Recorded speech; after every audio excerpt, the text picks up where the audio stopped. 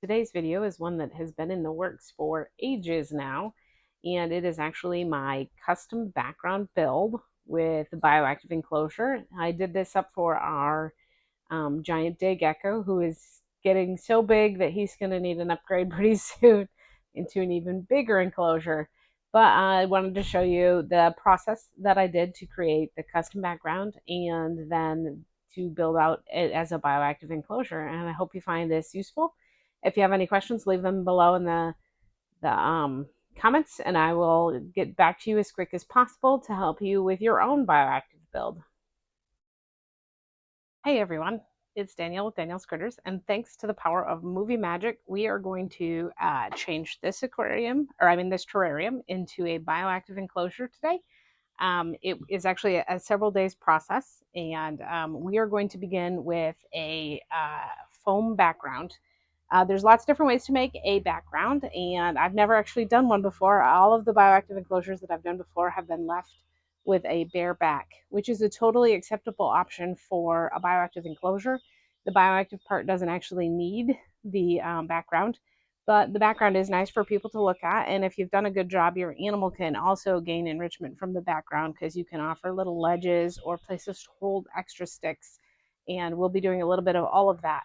This is a 12 by 12 by 18, which is an enclosure I don't recommend for very many full-size animals.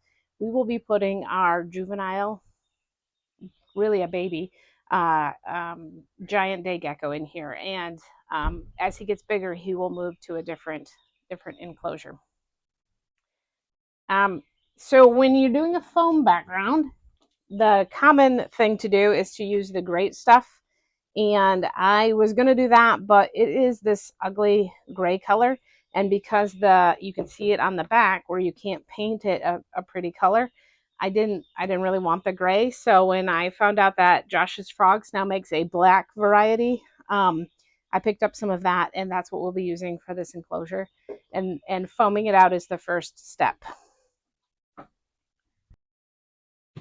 Well, actually unpacking it is the first step. Now, this is the ZooMed Naturalistic Terrarium set, and it actually includes quite a few cool things, but there's some stuff in here that I won't use. This enclosure is one that I've found successful for adult mourning geckos because it doesn't have all that many large vents. These vents are too small for the mourning geckos.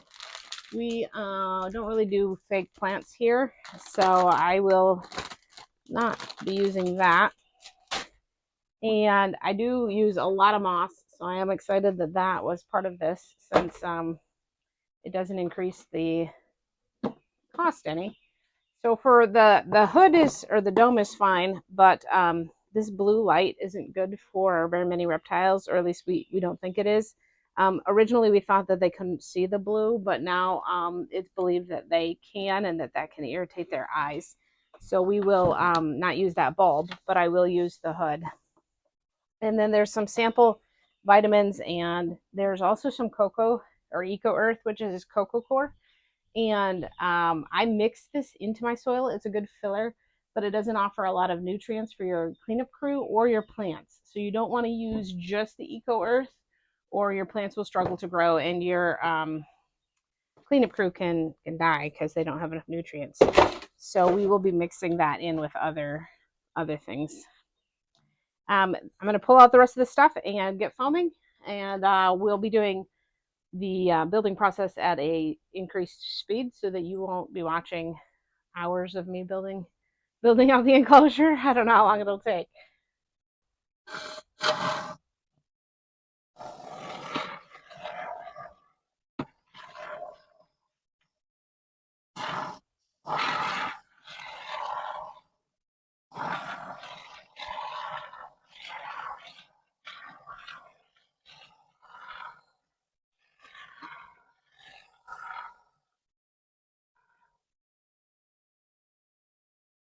So it's been a little while, and our foam is like solid enough that we can add another layer on top.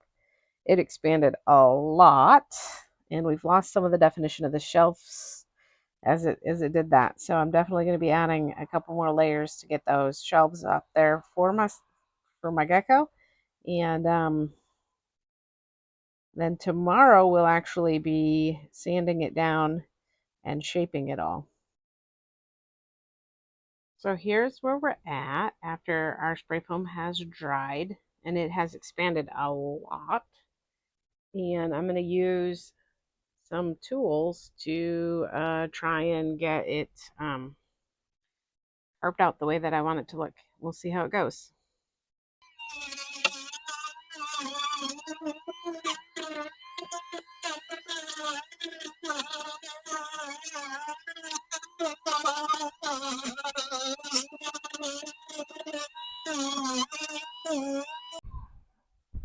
So this project has definitely taken way longer than I ever imagined, and I did a terrible job at making sure I've filmed all the different sections.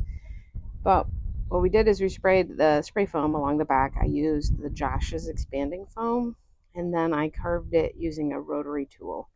And I was pretty happy with most of the results. I like the fact that we kind of have a stone look going on.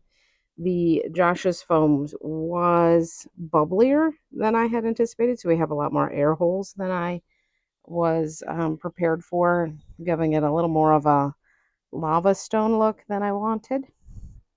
But we were trying for functionality of the enclosure for the animal that we're going to put in it.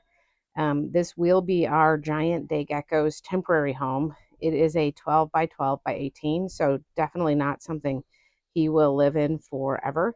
In fact, I was a little worried that he is already getting a little big for it, and I need to get started on his bigger enclosure so it's ready when he is. But we have these ledges that the gecko will be able to use as places to go. These little ledges on the side, my husband thought looked really funny, but they are actually going to use some horizontal branches. And my intention was to procure some bamboo, which the geckos really like. Since he is actually going to outgrow this faster than I anticipated, I'm going to use some sticks for now, and then his next. I learned a lot while doing this build, and one thing I learned was that you have to make sure the microphone is charged.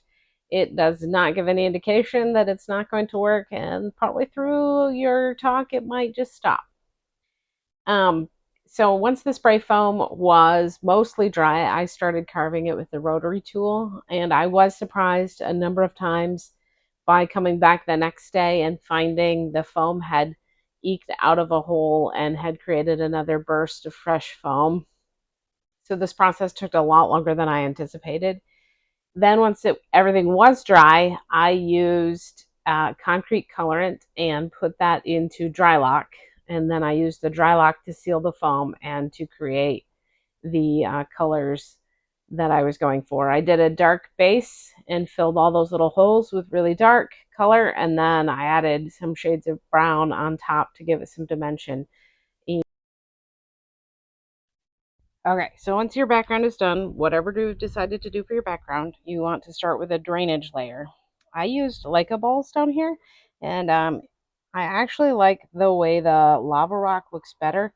Um, I did rinse these out so it is a little humid in there, and the soil was still warm from being baked.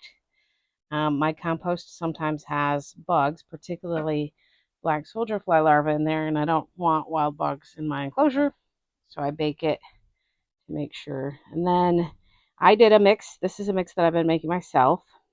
And on top of that, I covered it with my own mix of bioactive substrate.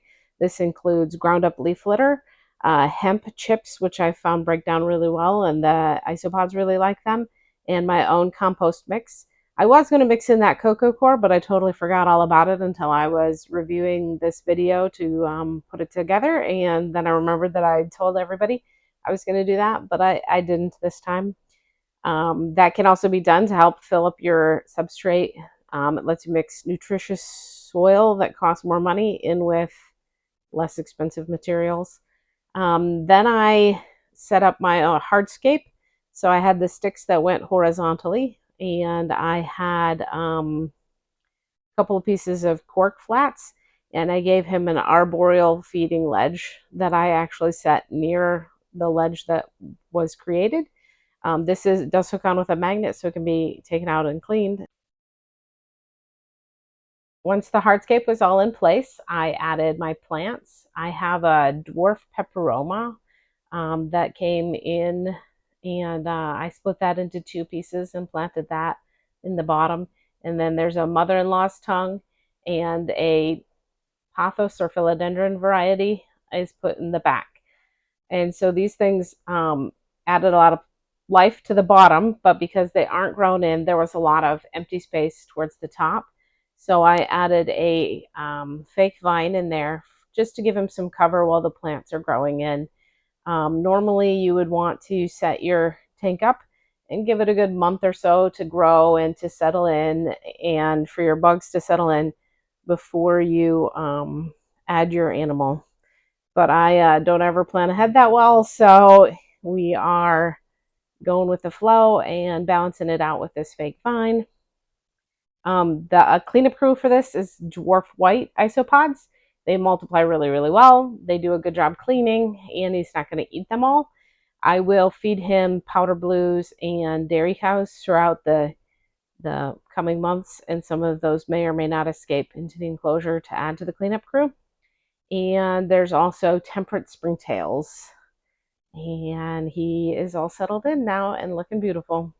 And piecing this together has been kind of interesting, since there were a couple of times I was recording and the videos just died. The whole sound factor with using tools that make noises, and then there was a couple of times when I was trying to record video and the microphone didn't work to record video. So I hope that you enjoyed it and that you learned something from it. You can always leave comments or questions in the comments section, and I'll get back to you as soon as possible. And I'll be making some more videos in the near future for bioactive builds. And if you haven't taken the time to subscribe, I would love that. Like this video if you liked it, and there'll be more great content right after our cool egg counter.